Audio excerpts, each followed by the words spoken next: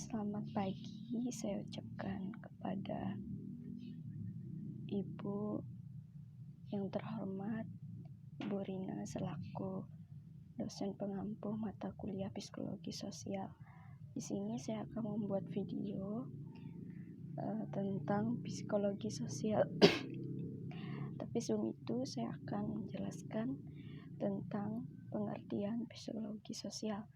Psikologi sosial adalah salah satu cabang ilmu psikologi yang mempelajari tentang hubungan antara manusia dengan kelompoknya. Hal ini dipengaruhi oleh perilaku manusia itu sendiri, sehingga dalam suatu lingkungan akan ada yang namanya pertengkaran, pertikaian, sehingga perselisihan. Dan di sini saya mengambil pendapat dari Gordon W. Alford. Di sini beliau menjelaskan psikologi sosial adalah ilmu pengetahuan yang menyatakan bagaimana cara berusaha mengerti bagaimana berpikir, perasaan, dan tingkah laku individu yang dipengaruhi oleh kenyataan atau kehadiran orang lain. Dan di sini ada teori psikologi sosial. Yang pertama, psikologi sosial dalam teori behavioristik.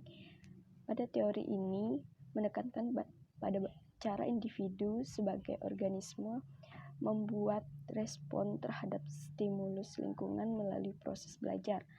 Dalam teori ini, hubungan yang terjadi adalah paradigma yang pertama atau yang utama. Menurut John B.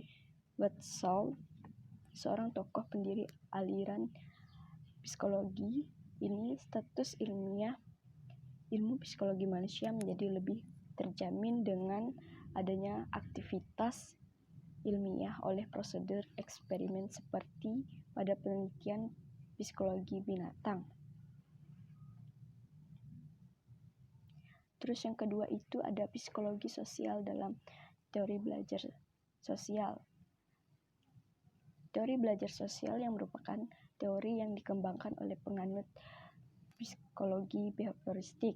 Teori ini mengungkapkan bahwa perilaku sosial individu dipelajari dengan melakukannya langsung dan mengalami konsekuensi dari perilaku sosial tersebut. Terus yang ada yang ketiga itu psikologi sosial dalam teori Gestalt dan kognitif.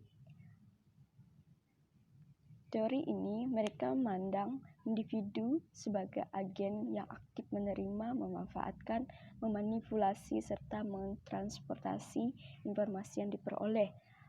Dan yang keempat itu psikologi sosial dalam teori lapangan. Teori ini dikemukakan oleh Kurt Lewin, yang mana pemikirannya berbasis lapangan atau ruang hidup.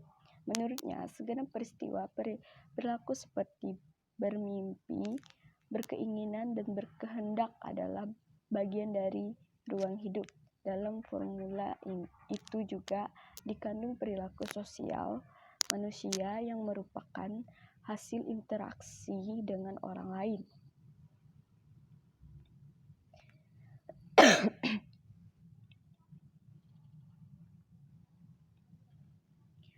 Terus di sini ada tujuan mempelajari ilmu psikologi sosial. Yang pertama itu, tujuan mempelajari ilmu psikologi sosial adalah untuk memahami situasi sosial yang semuanya tidak baik. Oleh sebab itu, setiap orang memerlukan pengetahuan tentang ini agar tidak mudah terpengaruh.